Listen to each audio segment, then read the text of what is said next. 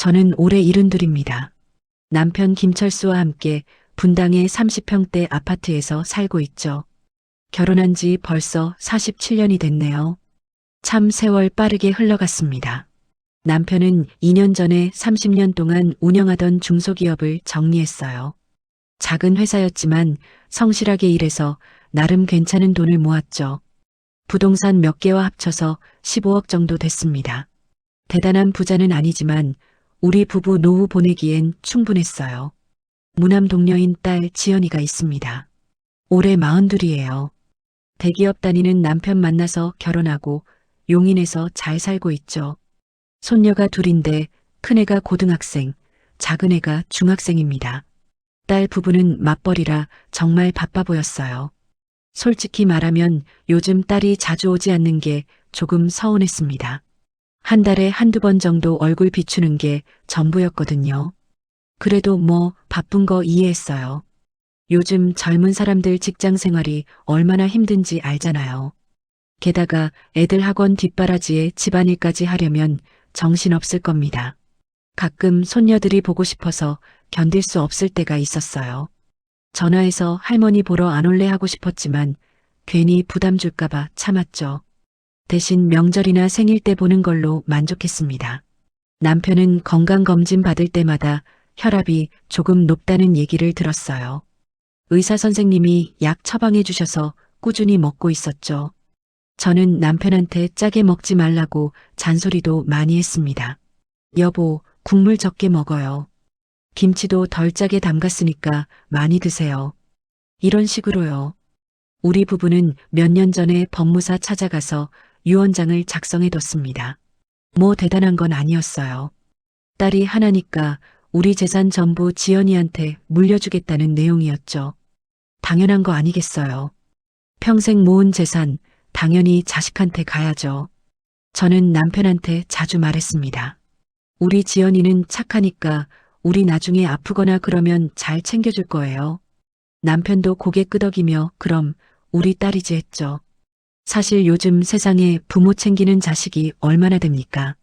우리 딸은 그래도 효녀라고 생각했어요. 어느 날 저녁이었습니다. 설거지하고 있는데 지연이한테 전화가 왔어요. 엄마, 저희 다음 주에 태국 골프 여행 가요. 목소리가 신났습니다. 아마 오랜만에 남편이랑 여행 가는 게 기뻤나 봐요. 저는 당연히 좋다고 했죠. 그래, 좋겠다. 남편이랑 재미있게 다녀와라. 사실 속으로는 조금 아쉬웠어요. 골프 여행 갈 시간에 엄마 아빠 얼굴이나 한 번 더 보러 오지 하는 생각이 들었거든요. 하지만 그런 티 내면 안 되잖아요. 엄마 4박 5일이에요. 괜찮으시죠? 지연이가 물었습니다. 저는 웃으면서 대답했어요. 당연하지. 젊을 때 놀아야지. 우리는 괜찮으니까 신경 쓰지 말고 다녀와. 전화 끊고 나서 남편한테 말했습니다. 여보, 지연이가 다음 주에 태국 간대요. 골프 여행. 남편이 텔레비전 보다 말고 저를 봤어요. 그래, 좋겠네. 젊은 사람들끼리 가끔 그렇게 놀러 다녀야지. 우리는 그렇게 평범한 대화를 나눴습니다. 딸이 여행 간다는 게 대수로운 일도 아니었죠. 그냥 흔한 일상이었어요. 그날 밤 잠자리에 들기 전 저는 남편한테 말했습니다. 당신, 우리도 언제 여행 한번 갈까요? 제주도든 강원도든. 남편이 웃으며 대답했어요. 좋지. 날 풀리면 가자고. 요즘 날씨 추우니까 봄에. 저는 행복했습니다. 그때는 정말 행복했어요. 남편도 건강하고 딸도 잘 살고 있고 손녀들도 잘 크고 있었으니까요. 노후 자금도 충분했습니다. 앞으로 남편이랑 둘이서 편하게 살다가 가면 되는 거였죠. 그런데 그게 착각이었습니다. 제가 믿고 있던 평범한 일상이 얼마나 깨지기 쉬운 건지 그때는 몰랐어요. 딸이 태국으로 떠나고 이틀 뒤 제 인생이 완전히 뒤집어질 줄은 상상도 못했습니다. 저는 그저 평범한 할머니였어요. 남편 사랑하고 딸 믿고 손녀들 예뻐하는 그런 사람이었죠. 하지만 곧 알게 됐습니다. 세상이 제 생각만큼 따뜻하지 않다는 걸요. 지연이가 태국으로 출발한 지 이틀째 되던 날이었습니다. 저녁 8시쯤이었어요. 남편이랑 저녁 먹고 설거지를 막 끝냈을 때였죠. 남편은 거실 소파에 앉아서 뉴스를 보고 있었습니다. 저는 주방에서 내일 아침 반찬 준비하려고 냉장고 문을 열고 있었어요. 평범한 저녁이었죠. 그런데 갑자기 남편 목소리가 들렸습니다. 여보, 뭔가 이상했어요. 힘이 없는 목소리였거든요. 저는 얼른 거실로 나갔습니다. 남편이 소파에 앉은 채로 가슴을 움켜쥐고 있었어요. 얼굴이 창백해져 있었습니다. 가슴이 너무 아파. 남편이 신음하듯 말했어요. 순간 머릿속이 하얘졌습니다. 심장이 쿵쾅거렸죠. 손이 떨렸어요. 하지만 정신 차려야 했습니다. 제가 정신 못 차리면 남편은 어떡합니까? 저는 떨리는 손으로 핸드폰을 집어들었어요. 119를 눌렀습니다. 여보세요. 남편이 가슴 통증 호소하고 쓰러졌어요. 빨리 와주세요. 제 목소리가 떨리고 있었습니다. 구급대원이 주소 물어봤고 저는 떨리는 목소리로 주소를 말했어요. 분당구 정자동입니다. 빨리요, 제발요. 눈물이 났습니다. 남편이 죽는 건 아닐까 그런 생각이 머릿속을 가득 채웠죠. 전화 끊고 남편 옆에 앉았습니다. 여보, 괜찮아요. 곧 구급차 와요. 조금만 참아요. 남편 손을 꼭 잡았어요. 남편 손이 차갑게 식어가고 있었습니다. 10분쯤 지났을까요? 밖에서 사이렌 소리가 들렸습니다. 저는 현관문을 열고 복도로 나갔어요. 여기요. 여기. 소리쳤죠? 구급대원 2명이 들것을 끌고 올라왔습니다. 환자분 어디 계세요? 저는 얼른 안으로 안내했어요. 구급대원들이 남편 상태를 확인하더니 들것에 실었습니다. 보호자분, 같이 가셔야죠. 구급대원이 말했어요. 저는 얼른 가방을 집어들고 신발을 신었습니다. 손이 너무 떨려서 신발끈도 제대로 못 묶었어요. 구급차 안에 올라탔습니다. 남편이 들것에 누워 있었어요. 산소 마스크를 쓰고 있었죠. 구급대원이 혈압을 재고 심전도를 찍었습니다. 저는 옆에서 남편 손만 꼭 잡고 있었어요. 그때 지연이한테 전화해야겠다는 생각이 들었습니다. 떨리는 손으로 핸드폰을 꺼내 지연이 번호를 눌렀어요. 신호가 갔습니다. 한참을 기다렸죠. 엄마, 무슨 일이에요? 지연이 목소리가 들렸습니다. 뒤에서 웃고 떠드는 소리가 들렸어요. 음악 소리도 났습니다. 아마 술집이나 레스토랑에 있나 봤죠. 저는 다급하게 말했습니다. 지연아, 아버지가 쓰러지셨어. 지금 구급차 타고 병원 가고 있어. 목소리가 떨렸어요. 눈물이 나려고 했죠. 잠시 침묵이 흘렀습니다. 뒤에서 들리던 소음이 조금 작아졌어요. 엄마, 무슨 일인데요? 지연이가 물었습니다. 아버지가 응급실 실려가셨어. 저는 거의 소리를 질렀어요. 구급대원이 저를 쳐다봤습니다. 진정하라는 눈빛이었죠. 또 침묵이 흘렀습니다. 긴 침묵이었어요. 저는 가슴이 철렁 내려앉았습니다. 왜 대답이 없는 거죠? 엄마, 지연이 목소리가 들렸습니다. 근데 저희 지금 태국이에요. 저는 알고 있었습니다. 그러니까 빨리 들어오라고 하는 거잖아요. 알아. 그러니까 빨리 비행기 타고 들어와야 될 것 같아. 너희 아버지가 지금 위급하대. 제 목소리가 커졌어요. 구급차가 병원에 도착했습니다. 구급대원들이 남편을 응급실로 옮겼어요. 저는 핸드폰을 귀에 댄 채로 따라갔습니다. 엄마, 저희 이미 200만 원이나 내고 예약했어요. 지연이 목소리가 들렸습니다. 4박 5일 패키지인데 제가 잘못 들은 걸까요? 귀를 의심했습니다.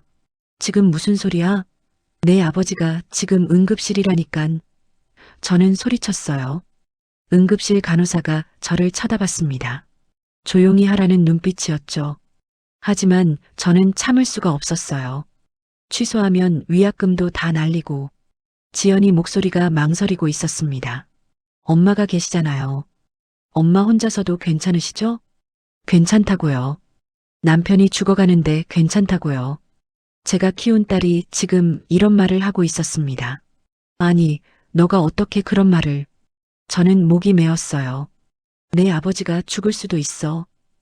눈물이 흘러내렸습니다. 에이, 엄마. 지연이 목소리가 가벼웠어요. 요즘 응급의료 좋잖아요. 큰 병 아니실 거예요. 저는 믿을 수가 없었습니다. 이게 제 딸 목소리 맞나요?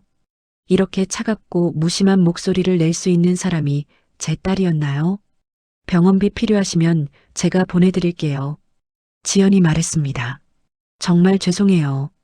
목소리에는 미안한 기색이 전혀 없었어요. 그냥 형식적으로 하는 말 같았죠. 저는 뭔가 말하려고 입을 열었습니다. 하지만 말이 나오기 전에 전화가 끊어졌어요. 뚜뚜뚜 하는 소리만 들렸습니다. 저는 응급실 복도 한가운데 멍하니 서 있었어요. 핸드폰을 쥔 채로요. 주변에서 사람들이 바쁘게 오갔습니다. 환자들 신음소리가 들렸죠. 하지만 저는 아무것도 들리지 않았어요. 보호자분 계십니까? 의사 선생님이 나와서 물었습니다. 저는 정신을 차렸어요. 네, 제가 아내입니다. 힘없이 대답했죠. 의사 선생님이 검사하러 가야 한다고 했습니다. 저는 고개를 끄덕였어요. 남편이 침대에 실려 검사실로 들어갔습니다. 저는 복도 의자에 털썩 주저앉았습니다. 손이 떨렸어요. 온몸이 떨렸죠. 눈물이 흘러내렸습니다. 혼자였어요. 완전히 혼자였습니다. 복도 의자에 앉아 있는데 시간이 어떻게 가는지 몰랐습니다. 벽시계를 봤어요. 밤 9시 반이었죠. 1시간 넘게 기다리고 있었던 겁니다. 주변을 둘러봤어요. 다른 환자 보호자들은 가족들이 여럿 와 있었습니다. 남편 옆에 아내가, 아내 옆에 자식들이 앉아 있었죠. 다들 걱정스러운 얼굴이었지만 적어도 혼자는 아니었어요. 저만 혼자였습니다. 72살 할머니가 혼자 앉아서 남편 검사 결과 기다리고 있었죠. 눈물이 또 났어요. 손으로 얼굴을 가렸습니다. 핸드폰을 다시 꺼냈어요. 지연이한테 다시 전화해야 할까 생각했습니다. 하지만 손가락이 움직이지 않았어요. 아까 그 차가운 목소리가 귓가에 맴돌았죠. 취소하면 위약금도 다 날리고요. 위약금이요. 200만 원이요. 아버지 목숨보다 200만 원이 더 중요했던 겁니다. 저는 핸드폰을 가방에 도로 집어넣었어요. 1시간쯤 더 지났을까요? 의사 선생님이 나왔습니다. 김철수 환자 보호자분 계세요? 저는 벌떡 일어났어요. 네, 여기 있습니다. 진료실로 들어갔습니다. 의사 선생님이 컴퓨터 화면을 보여줬어요. 협심증 초기 단계입니다. 협심증이라는 말에 가슴이 철렁했죠. 큰 수술은 필요 없습니다만 의사 선생님이 말을 이었어요. 일주일 정도 입원 치료가 필요합니다. 약물 치료와 함께 안정을 취하셔야 해요. 저는 안도의 한숨을 쉬었습니다. 큰 수술은 아니라니 다행이었어요. 그럼 완쾌될 수 있나요? 제가 물었죠. 네, 관리만 잘하시면 괜찮습니다. 하지만 스트레스를 받으시면 안 돼요. 의사 선생님이 당부했습니다. 보호자분이 잘 챙겨주셔야 합니다. 보호자가 잘 챙겨야 한다고요. 저 혼자서요. 72살 할머니가 75살 할아버지를 혼자 간병해야 하는 겁니다. 입원 수속하시고 6층 병동으로 올라가시면 됩니다. 의사 선생님이 말했어요. 저는 고개를 끄덕였죠. 입원 수속하는데도 한참 걸렸습니다. 서류 작성하고 입원비 선납하고 병실 배정받고요. 다 혼자 했어요. 손이 떨려서 글씨도 제대로 못 썼습니다. 밤 11시가 넘어서야 남편이 6층 병실로 옮겨졌어요. 4인실이었습니다. 다른 환자들은 이미 잠들어 있었죠. 저는 남편 침대 옆 간이 침대에 앉았습니다. 남편이 눈을 떴어요. 여보, 힘없는 목소리였습니다. 저는 남편 손을 잡았어요. 괜찮아요. 큰 병 아니래요. 일주일만 입원하면 돼요. 지연이는? 남편이 물었습니다. 저는 대답할 수가 없었어요. 뭐라고 말해야 할까요? 딸이 골프가 더 중요하대요. 위약금 200만 원이 아깝대요. 이렇게 말해야 하나요? 지연이는 바빠서요. 저는 거짓말을 했습니다. 곧 올 거예요. 남편은 고개를 끄덕이고 눈을 감았어요. 간호사가 들어와서 링거를 꽂았습니다. 보호자분, 오늘 밤 여기서 주무세요? 저는 고개를 끄덕였어요. 네, 그래야죠. 화장실은 복도 끝에 있고요. 불편하신 거 있으면 호출 버튼 누르세요. 간호사가 친절하게 설명해 줬습니다. 저는 감사하다고 말했어요. 간호사가 나가고 병실이 조용해졌습니다. 다른 환자들 숨소리만 들렸죠. 저는 간이 침대에 누웠어요. 하지만 잠이 올 리 없었습니다. 천장을 바라봤어요. 형광등이 희미하게 켜져 있었죠. 머릿속으로 오늘 있었던 일들이 주마등처럼 스쳐 지나갔습니다. 남편이 가슴을 움켜쥐던 모습, 구급차 안에서 산소 마스크를 쓰고 있던 모습, 그리고 지연이의 차가운 목소리. 취소하면 위약금도 다 날리고요. 가슴이 먹먹했습니다. 숨이 막히는 것 같았어요. 제가 뭘 잘못한 걸까요? 딸을 어떻게 키운 걸까요? 어릴 때 지연이는 착했어요. 제가 아프면 물도 떠다 주고 어깨도 주물러줬죠. 엄마 아프지 마 하면서요. 그 아이가 어쩌다 이렇게 됐을까요? 결혼하고 나서 달라졌나 봅니다. 사위 만나고 나서요. 아니면 원래 그랬는데 제가 몰랐던 걸까요? 저는 알 수가 없었어요. 새벽 2시쯤 됐을까요? 남편이 깼어요. 여보, 화장실. 저는 벌떡 일어났습니다. 네, 제가 부축할게요. 남편을 부축해서 일으켰어요. 링거줄을 조심스럽게 잡았죠. 남편이 비틀거렸습니다. 저도 중심을 잃을 뻔했어요. 72살 몸으로 75살 남편 부축하는 게 쉽지 않았습니다. 온몸에 힘을 주고 버텼어요. 화장실까지 천천히 걸어갔죠. 화장실 문 앞에서 기다렸습니다. 안에서 남편이 힘들게 숨쉬는 소리가 들렸어요. 저는 문에 기댄 채로 눈물을 흘렸습니다. 남편이 나왔어요. 다시 병실까지 부축해서 갔습니다. 침대에 눕히고 이불을 덮어줬어요. 편하게 주무세요. 제가 말했죠. 미안하오. 남편이 말했습니다. 당신 혼자 고생시키네. 목소리가 떨렸어요. 저는 남편 손을 잡았습니다. 괜찮아요. 우리 딸은 바빠서 그래요. 또 거짓말을 했어요. 남편한테 진실을 말할 수가 없었습니다. 남편은 눈을 감았어요. 곧 잠든 것 같았죠. 저는 다시 간이 침대로 돌아갔습니다. 핸드폰을 꺼냈어요. 화면을 켰죠. 지연이한테서 온 메시지는 없었습니다. 전화도 없었어요. 아버지가 응급실 실려간 지 4시간이 지났는데 말이죠. 저는 핸드폰을 다시 껐습니다. 가슴속에서 무언가가 부서지는 소리가 들렸어요. 믿음이었을까요? 기대였을까요? 뭐가 됐든 부서지고 있었습니다. 그날 밤 저는 한숨도 못 잤습니다. 천장만 바라보다가 동이 텄어요. 병실 창문으로 햇빛이 들어왔죠. 새로운 하루가 시작됐지만 저는 전혀 새롭지 않았습니다. 아침 7시쯤 간호사가 병실에 들어왔습니다. 환자분 혈압 재야해요. 남편이 눈을 떴어요. 저는 간이 침대에서 일어났죠.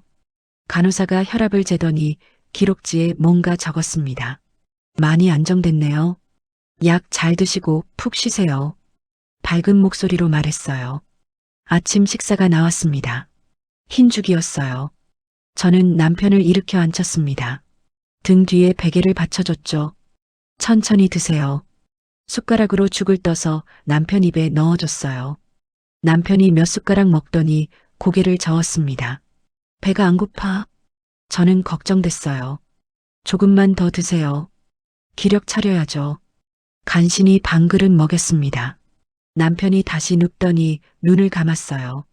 저는 남은 죽을 제가 먹었죠. 사실 저도 입맛이 없었어요. 하지만 먹어야 했습니다. 제가 쓰러지면 안 되니까요. 오전 9시쯤 의사 선생님이 회진을 왔습니다. 오늘은 어떠세요? 남편이 대답했어요. 좀 나은 것 같습니다.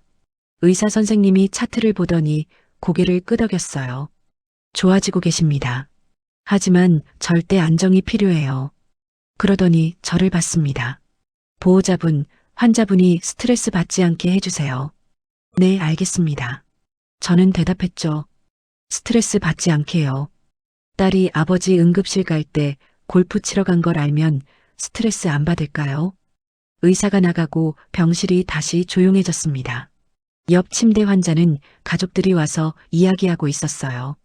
웃음소리도 났죠. 저희 쪽은 조용했습니다. 점심시간이 됐어요. 또 죽이 나왔습니다. 이번에는 호박죽이었죠. 저는 남편을 또 일으켜 앉혔어요. 등을 받쳐주고 죽을 떠서 먹였습니다. 손목이 아팠어요. 어깨도 결렸죠.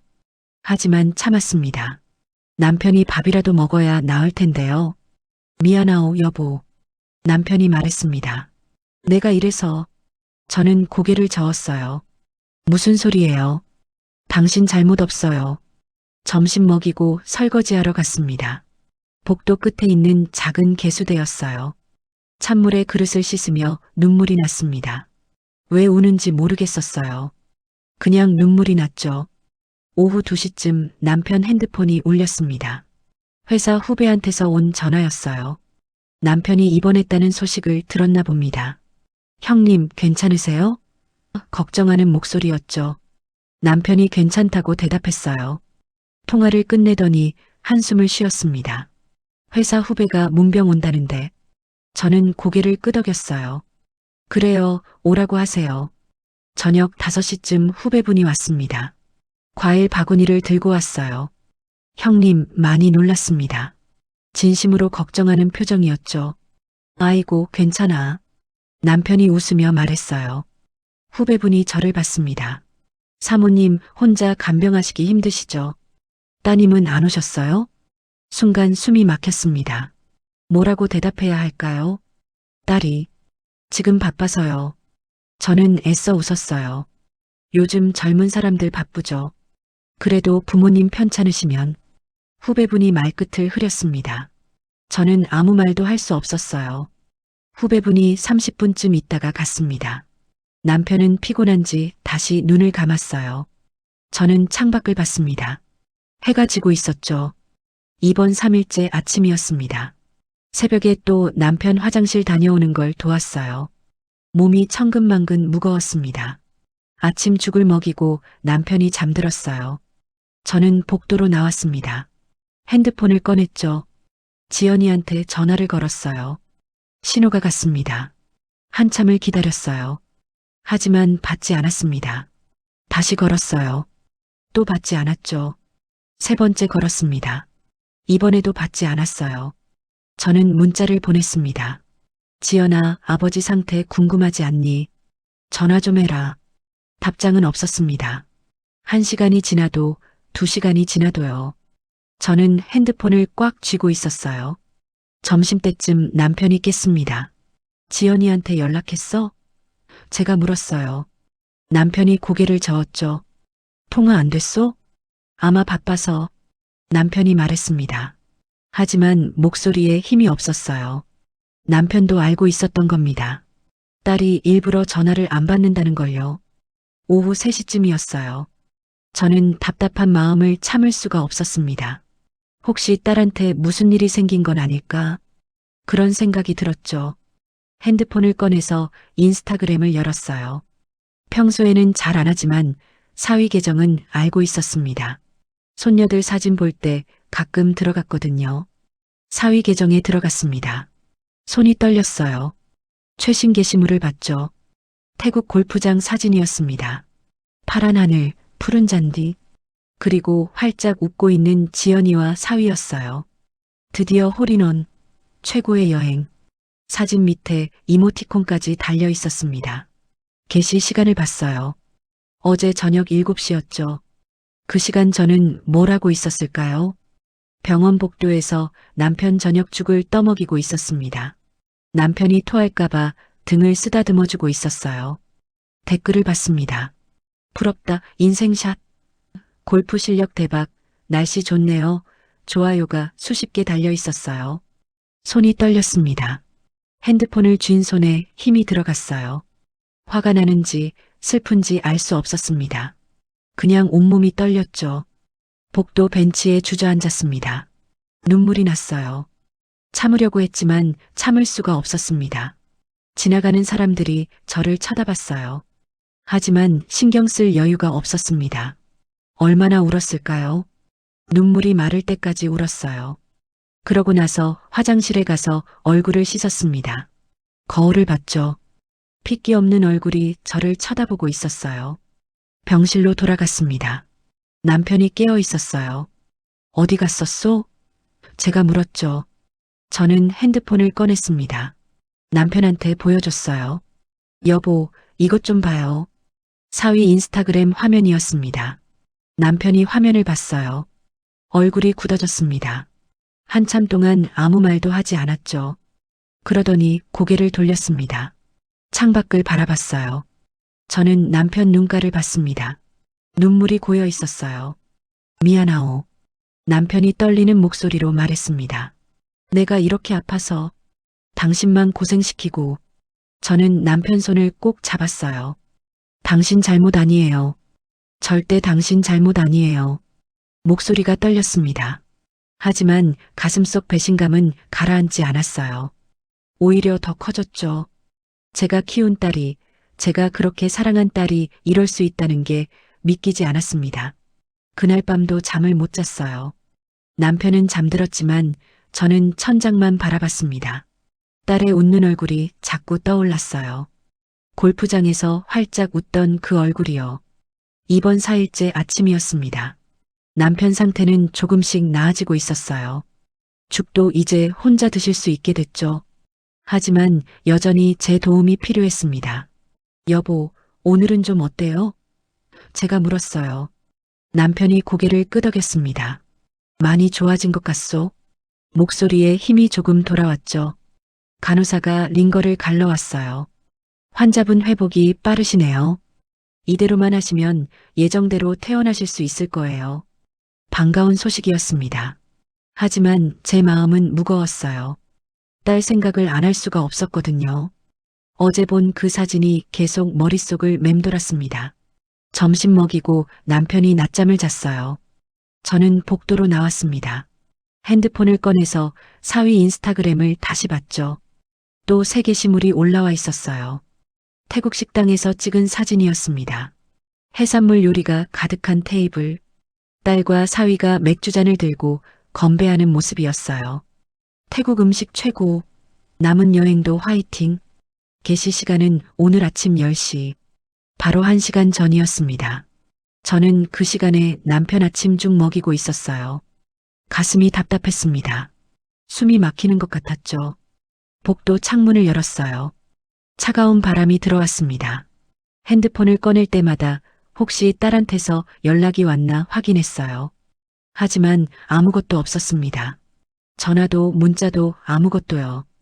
오후 2시쯤 남편이 깼어요. 지연이 연락 왔소? 제가 물었습니다. 저는 고개를 저었죠. 남편은 아무 말도 하지 않았어요. 언제 돌아온대요? 남편이 물었습니다.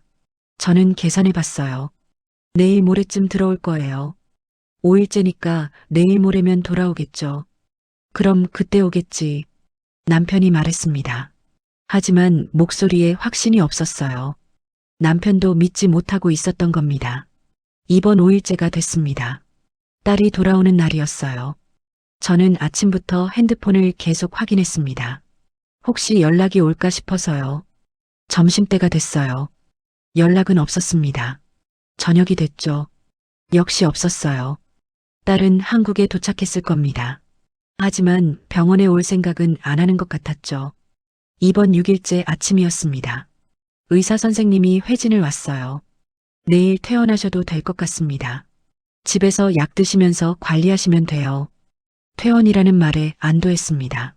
일주일 동안 병원 간이 침대에서 자느라 몸이 다 망가진 것 같았거든요. 남편도 기뻐했어요. 드디어 집에 가는구먼. 저도 웃었습니다. 네, 집밥이 그립죠? 오후 3시쯤이었어요. 병실 문이 열렸습니다. 지연이와 사위가 들어왔어요. 아빠, 지연이가 밝은 목소리로 말했습니다. 마치 아무 일도 없었다는 듯이요. 손에는 작은 과일 바구니를 들고 있었어요. 저는 딸을 쳐다봤습니다. 그냥 쳐다봤어요. 말이 나오지 않았죠. 아빠, 많이 괜찮아지셨어요? 지연이가 침대 옆으로 다가왔습니다. 남편은 고개를 끄덕였어요. 응, 이제 괜찮아. 사위가 저를 봤습니다. 어머님, 고생 많으셨습니다. 저는 대답하지 않았어요. 그냥 앉아 있었죠. 저희 진짜 미안해요. 지연이가 말했습니다. 근데 취소하면 돈도 아깝고 엄마가 계시니까 괜찮으실 줄 알았어요. 괜찮을 줄 알았다고요. 72살 할머니 혼자 75살 할아버지 간병하는 게 괜찮아 보였을까요? 저는 냉담하게 말했습니다. 그래, 골프는 재미있었니? 목소리가 차가웠어요. 저도 놀랐을 정도로요. 지연이 표정이 굳었습니다. 엄마, 왜 그러세요? 아버지보다 중요했나 보구나. 골프가. 저는 계속 말했어요. 홀인원 축하한다. 순간 병실이 조용해졌습니다. 지연이 얼굴이 빨개졌어요. 엄마, 그게 인스타그램 잘 봤어. 행복해 보이더라. 저는 딸을 똑바로 쳐다봤습니다. 내 아버지가 병원에서 죽드시는 동안 너는 맥주 마시고 있었지. 사위가 당황한 표정으로 고개를 숙였어요. 지연이는 입술을 깨물고 있었습니다. 어머님, 사위가 조심스럽게 말했습니다. 정말 죄송합니다.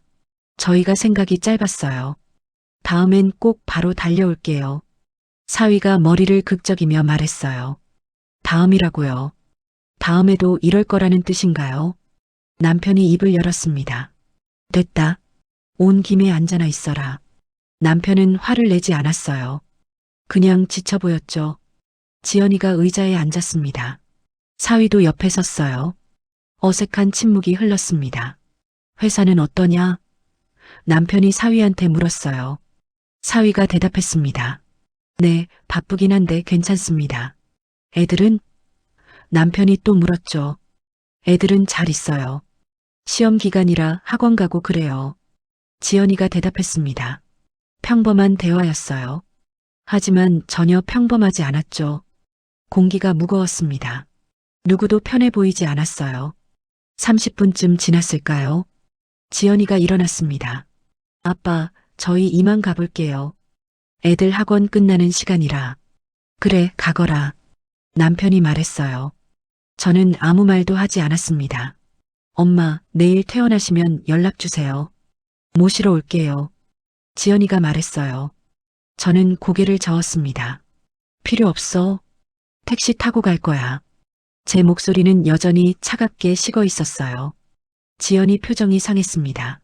하지만 더 이상 말하지 않았어요. 사위랑 함께 병실을 나갔죠. 문이 닫혔습니다. 남편이 저를 봤어요. 당신, 말씀하지 마세요.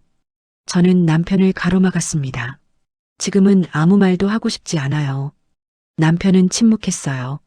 창밖을 바라봤죠. 저도 창밖을 봤습니다. 해가 지고 있었어요. 그날 밤 남편이 말했습니다. 당신, 내일 퇴원하면 우리 유언장 다시 써야겠소. 저는 남편을 봤어요. 남편도 같은 생각이었던 겁니다. 네, 그래야죠.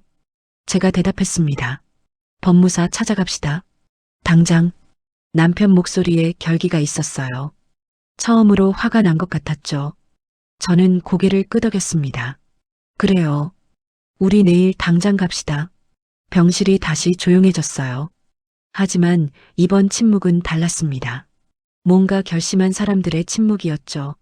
저는 간이 침대에 누웠습니다. 천장을 바라봤어요. 이상하게 마음이 편했습니다. 결정을 내리고 나니까 오히려 후련했죠. 딸이 떠난 뒤 병실에는 저희 부부만 남았어요. 하지만 외롭지 않았습니다. 남편이 있었으니까요. 평생을 함께한 사람이 옆에 있었으니까요. 그게 진짜 가족이었습니다. 힘들 때 곁에 있어주는 사람, 아플 때 손 잡아주는 사람. 그게 진짜였죠. 저는 눈을 감았어요. 내일부터 새로운 시작이 될 거라는 생각이 들었습니다. 다음 날 아침 퇴원 수속을 밟았습니다. 서류에 사인하고 입원비 정산하고 약 처방전 받았어요. 일주일치 약이었죠. 택시를 불렀습니다. 남편을 부축해서 택시에 태웠어요. 집에 가는구먼. 남편이 말했습니다. 목소리에 안도가 묻어났죠. 집에 도착했어요. 현관문을 여는데 낯설었습니다. 일주일밖에 안 됐는데 한 달은 지난 것 같았어요. 남편을 침대에 눕혔습니다. 좀 쉬세요. 제가 죽 끓여올게요. 부엌으로 갔죠. 냉장고를 열었어요. 일주일 동안 비워뒀던 냉장고였습니다.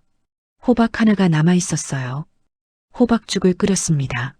남편이 좋아하는 거였죠. 천천히 저으며 생각했어요. 오늘 법무사 찾아가야 한다고요. 점심 먹이고 남편한테 말했습니다. 여보, 오늘 법무사 가실 수 있어요? 남편이 고개를 끄덕였어요. 가야지. 당장 가야 해. 오후 2시쯤 집을 나섰습니다. 남편을 부축하며 천천히 걸었어요. 법무법인은 집에서 가까운 곳에 있었죠. 법무사 사무실에 도착했어요. 접수대에서 예약 없이 왔다고 했습니다. 유언장 작성건으로 왔는데요. 직원이 잠시만 기다리라고 했어요. 10분쯤 기다렸을까요? 변호사가 나왔습니다. 40대 정도 되는 남자였어요. 어서 오세요. 상담실로 모시겠습니다. 상담실에 들어가 앉았습니다. 변호사가 물었어요. 유언장 작성하시려고요? 남편이 대답했습니다. 제 작성입니다. 기존 것을 바꾸려고 해요. 변호사가 고개를 끄덕였어요. 기존 유언장 가져오셨습니까? 남편이 가방에서 서류를 꺼냈습니다. 몇 년 전 작성한 유언장이었죠. 변호사가 내용을 확인했어요. 딸분께 전 재산 상속하는 내용이네요. 그러더니 저희를 봤습니다. 이걸 변경하시려고요? 네. 제가 대답했습니다. 가능한가요? 변호사가 설명했어요. 물론입니다. 다만 자녀에게는 법정 유류분이라는 게 있어요. 유류분이요? 남편이 물었습니다. 네, 자녀는 최소한 상속 재산의 일정 부분을 받을 권리가 있습니다. 변호사가 계속 설명했어요. 자녀 한 명일 경우 전체 재산의 4분의 1 정도입니다. 저는 계산해 봤어요. 우리 재산이 15억이니까 4분의 1이면 3억 7천만 원 정도죠. 나머지는 자유롭게 처분 가능하신가요? 남편이 물었습니다. 네, 그렇습니다. 변호사가 고개를 끄덕였어요. 유언으로 자유롭게 지정하실 수 있습니다. 저는 남편을 봤어요. 남편도 저를 봤죠. 우리는 같은 생각이었습니다. 딸한테는 유류분만 주고 싶습니다. 제가 말했어요. 나머지는 제 명의로 하고 싶어요. 변호사가 뭔가 적더니 물었습니다. 사모님 사후에는 어떻게 하시겠습니까? 저는 잠깐 생각했어요. 제가 후원하는 아동복지시설이 있어요. 거기에 기부하고 싶습니다. 변호사가 고개를 끄덕였어요. 좋습니다. 그렇게 작성하겠습니다. 컴퓨터 자판을 두드리기 시작했죠. 30분쯤 지났을까요? 변호사가 프린트된 서류를 보여줬습니다. 이렇게 작성됐습니다. 확인해 보세요. 저는 서류를 읽었어요. 명확했습니다. 딸에게는 법정 유류분인 3억 7천만 원만 상속한다. 나머지 재산은 배우자인 박순자에게 상속한다. 박순자 사후에는 지정한 아동복지시설에 기부한다. 이대로 하겠습니다. 남편이 말했어요. 저도 고개를 끄덕였습니다. 서명했어요. 남편이 먼저 서명하고 제가 서명했습니다. 변호사가 증인으로 서명했죠. 기존 유언장은 폐기 처리됩니다. 변호사가 말했어요. 새 유언장 원본은 저희가 보관하고 사본 드릴게요. 은행 대여금고에도 넣어두고 싶습니다. 남편이 말했어요. 변호사가 사본을 한 부 더 출력해줬습니다. 사무실을 나왔어요. 남편이 제 손을 잡았습니다. 이제 좀 마음이 편하오? 저는 고개를 끄덕였어요. 네, 그런 것 같아요. 정말 그랬습니다. 후련했죠. 집으로 가는 길에 은행에 들렀어요. 대여금고에 유언장 사본을 넣었습니다. 안전하게 보관됐죠. 집에 도착해서 남편을 재웠어요. 푹 쉬세요. 오늘 많이 피곤하셨을 거예요. 남편이 눈을 감았습니다. 저는 거실에 앉았어요. 창밖을 봤습니다. 해가 지고 있었죠. 이상하게 마음이 평온했어요. 핸드폰이 울렸습니다. 지연이었어요. 받지 않았습니다. 다시 울렸죠. 또 받지 않았어요. 문자가 왔습니다. 엄마, 아빠 괜찮으세요? 전화 좀 받아요. 저는 문자를 읽고 핸드폰을 내려놨습니다. 저녁을 준비했어요. 호박죽 남은 거 데우고 반찬 몇 가지 꺼냈죠. 남편을 깨웠습니다. 여보, 저녁 먹어요. 남편과 마주 앉아 밥을 먹었어요. 맛있소. 남편이 말했습니다. 저도 웃었어요. 집밥이 제일 맛있죠. 식사 후 설거지하는데 핸드폰이 또 울렸어요. 이번에는 사위였습니다. 역시 받지 않았죠. 며칠이 지났습니다. 남편은 점점 회복되고 있었어요. 집에서 약 먹으면서 쉬니까 얼굴에 생기가 돌았죠. 지연이한테서 연락이 계속 왔어요. 하지만 저는 받지 않았습니다. 딱 한 번 문자를 보냈죠. 아버지 괜찮아. 걱정 말고 너희끼리 잘 살아라. 2달쯤 지났을까요? 어느 날 저녁이었습니다. 지연이한테 전화가 왔어요. 이번에는 받았습니다. 엄마. 지연이 목소리가 급했어요. 엄마, 우리 전세 만기인데요. 전세 만기라고요. 그게 저한테 무슨 상관입니까? 전세금이 3억 모자라요. 지연이 말했습니다. 엄마, 좀 보태주실 수 있어요? 3억이요. 적지 않은 돈이었죠. 예전 같았으면 당연히 도와줬을 겁니다. 저는 단호하게 말했습니다. 안 된다. 엄마. 지연이 목소리가 떨렸어요. 무슨 말씀이세요? 우리도 병원비에 생활비에 노후 자금 필요해. 저는 차분하게 말했어요. 너희도 이제 알아서 살아라. 엄마 왜 그러세요? 지연이 당황한 목소리로 말했습니다. 재산 있으시잖아요. 있어. 우리 노후 자금으로. 저는 계속 말했습니다. 너희 줄 돈 아냐? 나중에 어차피 다 제가 받을 건데. 지연이 따지듯 말했어요. 그 말에 화가 났습니다. 어차피 받을 거라고요. 그건 내가 딸 노릇할 때 얘기야. 제 목소리가 커졌어요. 아버지 응급실 갈 때 골프 친 사람한테 줄 재산은 없어. 저는 단호하게 말했습니다. 전화 끊는다. 전화를 끊었어요. 손이 떨렸습니다. 하지만 후회하지 않았어요. 남편이 거실로 나왔습니다. 지연이었소? 저는 고개를 끄덕였어요. 돈 달라고 했지? 남편이 물었습니다. 그래, 3억이래요. 제가 대답했죠. 잘했소. 남편이 제 어깨를 두드렸어요. 당신 잘한 거야. 저는 남편을 봤습니다. 남편도 저를 봤어요. 우리는 마주보며 웃었습니다. 씁쓸한 웃음이었지만 후련한 웃음이기도 했죠. 그날 밤 남편한테 말했습니다.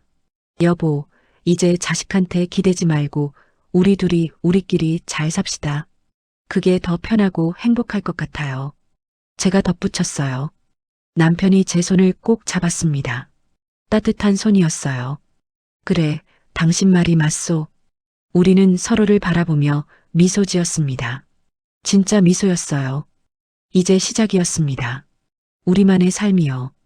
지연이한테 전화 끊고 나서 며칠이 지났습니다. 연락은 없었어요. 문자도 전화도요. 아마 화가 났나 봅니다. 남편은 계속 회복되고 있었어요. 산책도 다닐 수 있게 됐죠. 여보, 오늘 날씨 좋은데 나갈까요? 제가 물었습니다. 좋지. 남편이 웃으며 대답했어요. 우리는 아파트 단지 안을 천천히 걸었습니다. 가을 햇살이 따스했죠. 기분이 어때요? 제가 물었어요. 남편이 제 손을 잡았습니다. 편하네. 오랜만에 이렇게 편한 것 같소? 저도 그랬어요. 마음이 편했습니다. 딸 걱정, 손녀 걱정 내려놓으니까 오히려 홀가분했죠. 일주일쯤 지났을까요? 지연이한테 전화가 왔어요. 이번에는 받았습니다. 엄마, 목소리가 조심스러웠어요. 왜 그러니? 저는 평온하게 말했습니다. 저희 대출받아서 전세 해결했어요. 지연이 말했어요. 엄마한테 부담 드리기 싫어서. 부담이라고요. 지금 와서 그런 말을 하는 겁니다. 그래, 잘했네. 저는 짧게 대답했어요. 아빠는 괜찮으세요? 지연이 물었습니다. 많이 좋아지셨어. 걱정 말아라. 제가 대답했죠. 엄마. 지연이 말을 꺼내려다 멈췄어요. 뭔가 하고 싶은 말이 있는 것 같았죠. 하지만 하지 않았습니다. 그래, 바쁘면 끊어라. 애들 잘 챙겨. 저는 먼저 인사했어요. 네, 엄마. 지연이 전화를 끊었습니다. 남편이 물었어요. 지연이? 저는 고개를 끄덕였습니다. 대출받아서 전세 해결했대요. 그래. 남편이 짧게 대답했어요. 더 이상 말하지 않았죠. 우리는 그 얘기를 거기서 끝냈습니다. 한 달이 더 지났습니다. 명절이 다가오고 있었어요. 추석이었죠. 예년 같았으면 지연이네 가족이 왔을 겁니다. 지연이한테 문자가 왔어요. 엄마, 추석에 갈게요. 몇 시까지 가면 돼요? 저는 남편한테 물었습니다. 지연이가 추석에 온대요. 어떻게 할까요? 남편이 한숨을 쉬었어요. 오라고 해. 그래도 명절인데. 문자를 보냈습니다. 점심때 와라. 12시쯤. 지연이가 답장했어요. 네, 알겠습니다. 추석 당일이었습니다. 저는 아침부터 음식을 준비했어요. 전도 부치고 나물도 무쳤죠. 예전만큼 많이 하지는 않았습니다. 12시쯤 초인종이 울렸어요. 지연이네 가족이었습니다. 손녀들도 함께 왔죠. 할머니, 손녀들이 반갑게 인사했어요. 저는 웃으며 맞이했습니다. 어서 와라. 많이 컸네. 거실로 들어왔어요. 지연이와 사위가 과일 상자를 놓았습니다. 어머님, 아버님 건강하셨어요? 사위가 물었죠. 그래, 덕분에. 남편이 대답했습니다. 분위기가 어색했어요. 누구도 편해 보이지 않았죠. 식사를 했습니다. 손녀들이 떠들며 밥을 먹었어요. 할머니, 이거 맛있어요. 큰 손녀가 말했습니다. 저는 웃었어요. 많이 먹어라. 손녀들은 여전히 예뻤습니다. 아이들 잘못은 없었으니까요. 식사 후 손녀들은 방에서 핸드폰을 보고 있었어요. 지연이와 사위만 거실에 남았죠. 아버지, 많이 좋아지신 것 같아요. 사위가 조심스럽게 말했습니다. 응, 관리 잘하고 있어. 남편이 대답했어요. 지연이가 입을 열었습니다. 엄마, 저희 정말 죄송해요. 목소리가 작았어요. 저는 지연이를 봤습니다. 뭐가?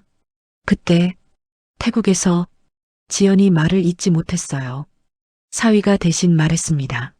저희가 정말 잘못 생각했습니다. 잘못 생각한 게 아니야. 저는 차분하게 말했어요. 너희는 너희가 원하는 대로 한 거야. 엄마, 지연이 눈시울이 붉어졌습니다. 이제 와서 미안하다고 하면 뭐해. 저는 계속 말했어요. 이미 지나간 일이야. 어머님, 사위가 말했습니다. 정말 죄송합니다. 다음은 없어. 남편이 끼어들었어요. 다음에도 똑같을 거야. 너희는 너희 생활이 우선이니까. 거실이 조용해졌습니다. 지연이가 울고 있었어요. 하지만 저는 마음이 흔들리지 않았습니다. 우리는 이제 우리끼리 살 거야. 제가 말했어요. 너희한테 기대 안 해. 그게 서로한테 편할 거야. 지연이가 고개를 들었어요. 엄마, 저한테 실망하신 거죠? 실망보다는 저는 말을 고르며 말했습니다. 깨달은 거야. 자식도 결국 남이라는 걸. 엄마, 지연이가 울먹였어요. 울지 마. 저는 단호하게 말했어요. 내 인생 살아. 우리도 우리 인생 살 테니까. 사위가 지연이 어깨를 감쌌습니다. 어머님, 저희가 더 잘할게요. 기회를 주세요.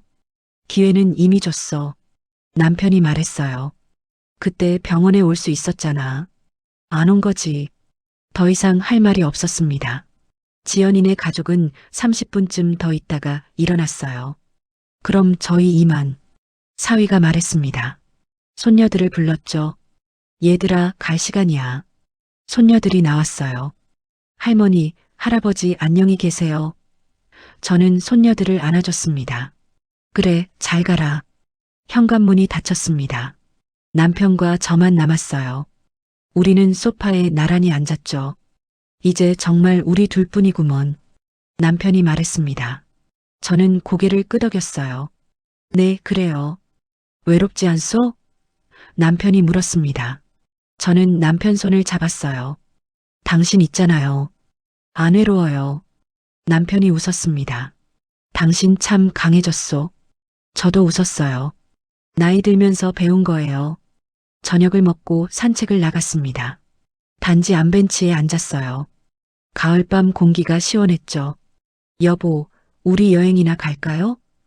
제가 말했습니다. 제주도든 강원도든. 좋지. 남편이 대답했어요. 날 좋을 때 가자고. 우리는 벤치에 앉아 별을 봤습니다. 별이 많았어요. 오랜만에 보는 별이었죠. 행복해요? 제가 물었습니다. 남편이 제 손을 꼭 쥐었어요. 응, 행복해. 저도 행복했습니다. 딸도 손녀도 재산도 내려놓으니까 오히려 가벼워졌어요. 이제 남은 건 남편과 저뿐이었죠. 우리 남은 인생 재미있게 살아요. 제가 말했습니다. 당신이랑 둘이서요. 그래, 그러자고. 남편이 웃었어요. 집으로 돌아오는 길이었습니다. 남편이 말했어요. 당신 후회 안 하지? 저는 고개를 저었습니다. 전혀요. 오히려 속이 시원해요. 나도 그래. 남편이 말했어요. 이제야 진짜 우리 인생 사는 것 같소. 현관문을 열고 집에 들어갔어요. 우리 집이었습니다. 우리 둘만의 공간이었죠. 차 한 잔씩 마시며 앉았어요. 다음 주에 복지시설 가볼까요? 제가 물었습니다. 좋지. 아이들 얼굴도 보고. 남편이 대답했어요. 저는 평소 후원하던 아동복지시설에 관심이 많았습니다. 이제 그 아이들한테 더 신경 쓰고 싶었어요. 제 재산이 결국 그곳으로 갈 테니까요. 그 아이들이 우리보다 훨씬 더 필요로 하겠죠. 제가 말했습니다.